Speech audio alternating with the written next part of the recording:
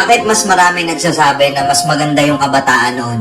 Eh hindi pa naman putok na putok yung internet noon. Hindi pa putok na putok yung Facebook, wala pang TikTok, wala masyadong entertainment sa social media. Pero bakit mas maraming nagki-claim na mas masaya yung generation noon? Kasi kahit ako, aminado ako na mas naging masaya ako nung kabataan ko noon kung ikukumpara ngayon na puro social media na lang. Kung ikukumpara ngayon na puro internet na lang. Alam ko marami sasang-ayon sa akin dito, lalo na yung mga batang 90s. O yung mas matanda pa doon. Kasi noon, instead na sa GC kami nag-uusap-usap, meron kami eksaktong oras at eksaktong tambayan na doon kami pupunta pagdating ng hapon. Magkikwentuhan kami ng mga walang kakwenta-kwentang bagay. Kahit wala kaming pera, nakatambay lang kami. Nag-uusap kami sa mga bagay-bagay. Physical kami magkakasama. Biruan, asaran. Minsan pa nga pagka merong ibang grupo doon, minsan nagkakaroon pa ng suntukan. Alala ko noon sa lugar namin, bawat street, bawat kalsada, iba-iba yung grupong magkakasama. Hindi pa uso yung Mobile Legends noon. Ang uso pa doon yung mga Metal Slug pa. Kami yung generation na nasalubong namin yung era ng pagpasok ng computer shop. Nagtatabi ng palima-limang piso sa baon para makabuo ng 10 o 15 pesos para makapaglaro sa computer shop pagdating ng hapon. Grabe trash talk ka nun. Sobrang ingay sa computer shop. Dalawa lang yung sikat na nilalaro nun. Dota tsaka Counter. Wala pang GC sa Facebook nun.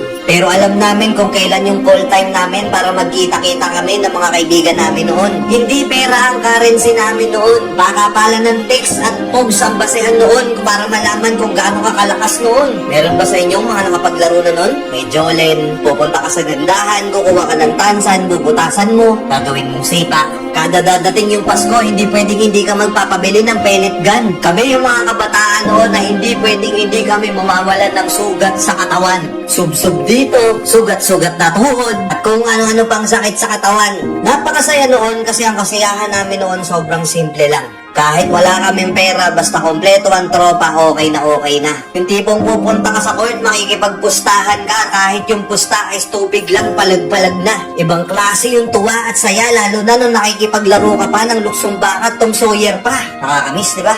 Ngayon kasi hindi na eh. Ngayon kasi yung ibang kabataan ngayon, hindi na nila nakakanasan yun. Ang nagpapasaya na lang sa kanila, yung mapasagot nila, yung crush nila ngayon. Puro pag-ibig, masyadong nagmamadali. Nakapokus na lang sa social media, hindi na lumalabas. Siguro oo, dahil nga yun na yung kinalakihan nila, masaya na sila dun. Pero aminin man natin at hindi, sa mga nakaranas ng mga ganong klaseng kabataan noon, mas masaya, di ba? Na kahit gutom ka na maghapon, may palo ka pa pag-uwi. Hindi yun mahalaga, ang importante kahit gusgusin na yung itsura mo, as long as makalaro mo yung mga kalaro mo, okay na.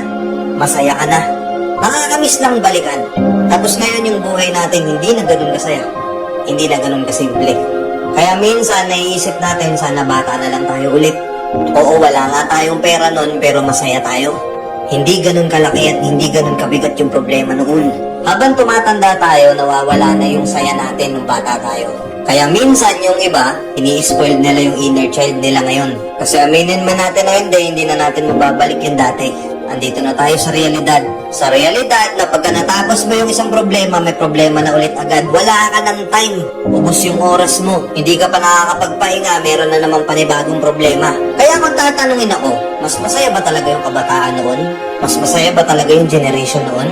Para sa akin, oo. Sa nakikita ko ngayon na yung mga bata nakapokus na lang sa cellphone, tablet, sa computer, na yung iba halos hindi na mabitawan yung mga gamit na yun. Siguro isang reason din kung bakit ang kakapal na ng mukha natin ngayon. Kasi noon, nung bata pa tayo kahit hindi natin kakilala, nakikipaglaro tayo. Tapos wala pang ilang oras, best friend na natin, kaibigan na natin, kasama na kagad sa circle of friends natin. Malamang sa malamang nga, meron kang mga nakalaro noon na ilang araw mong nakalaro, ilang linggo mong nakalaro, pero hanggang ngayon hindi mo kilala kung sino siya o anong pangalan niya. Hindi mahalaga kung sino siya, ang mahalaga masaya at nag-enjoy ka ng mga panahon na yun. Tama, di ba? Kaya kung isa ka sa mga tinutukoy ko na naging masaya yung kabataan noon, kamusta po? Sana okay pa rin kayo. Nakakamiss, no? Sobrang dami na nating struggle sa buhay, sobrang dami na nating pagsubok sa buhay. Pero masaya na din kasi naranasan natin noon yung ganong klase ng pamumuhay ng kabataan. Simple lang pero masaya. Di ba? Let's go.